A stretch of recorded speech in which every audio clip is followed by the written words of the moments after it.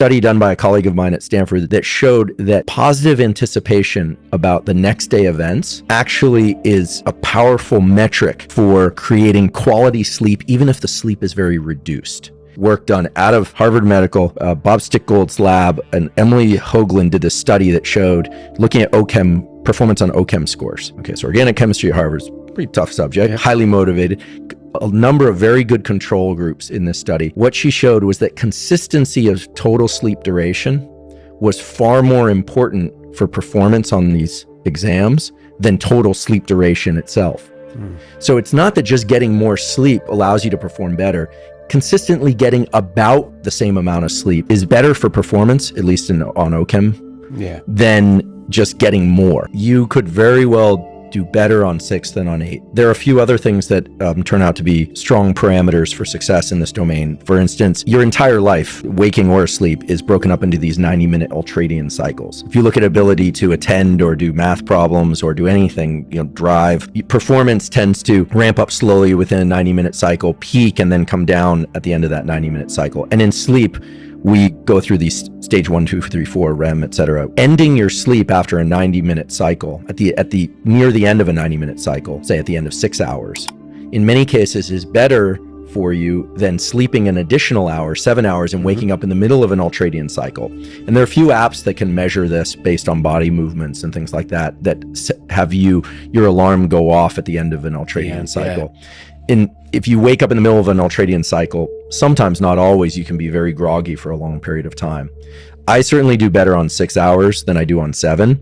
I happen to like an 8-hour sleep. It feels great, but I haven't slept an entire 8 hours without waking up in the middle of the night at some point in, I don't know, forever. I can't remember. It's probably some point in infancy, and I function well during the day. I think that's an important parameter, is how do you feel during the day? Almost everybody experiences some sort of dip in energy in the late afternoon, or what would correlate to their temperature peak. And that's a good time of day to get either a 90-minute or less nap, or if you're not a napper or you can't nap, feet elevated has been shown to be good for clear out of some of this. The glymphatic system is this kind of like sewer system of the brain that you can clear stuff out. So legs elevated, or one thing that I'm a big proponent of and that my lab has been studying is what I now call NSDR, non-sleep deep rest. And this is just lying down, but non-sleep deep rest is allowing your system to drop into states of real calm that allow you to get better at falling asleep later. And they can be very restorative for cognitive and motor function.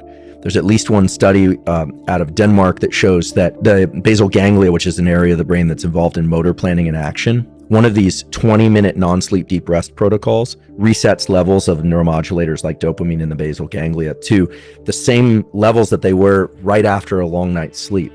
So I also respectfully or semi-respectfully disagree with the idea that you can't recover lost sleep. What does that mean? I mean, that there's no IRS for sleep. So what does it mean to be in debt for sleep? If you're falling asleep during the day and you're sleepy, like you're falling asleep, that's a good sign of insomnia. It means you're not sleeping enough at night. If you're fatigued during the day, but you're not falling asleep, so you're just exhausted, but you're not finding yourself falling asleep in meetings and in conversation, then chances are you're fatiguing your system through something else. I find that it's like magic that a short nap does as much good and often better than a longer one. For me, subjective. What would be a longer one? Longer than 90 minutes?